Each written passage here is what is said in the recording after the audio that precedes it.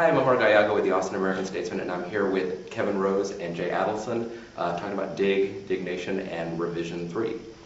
So the first day, I guess Friday, there was a panel on user-generated content, and obviously your guys' names kept coming up as far as things like introducing a karma system and things like that. I mean, what kinds of things, I mean, you guys have been coming for the last 3 years.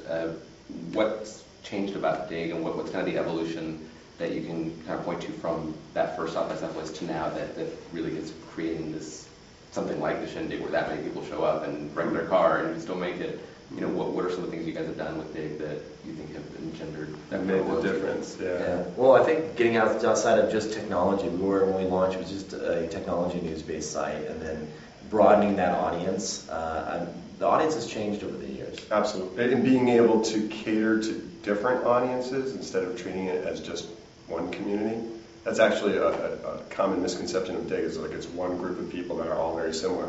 The truth is there's so many different micro communities, and tweaking that algorithm, we talk about that all the time, the karma system and so forth, to be able to accommodate that without one group dominating it or gaming it, that's a big advancement we've made. That's a kind of a constant thing you guys are having to... Weekly. It's just knobs, you know.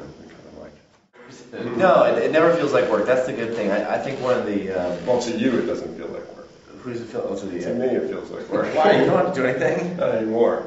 I'll tell you, it has been a long trip though since Revision 3 started in April of 2005. Yeah. You know, that's a real business. Revision 3 is, you know, staff of 30 plus employees.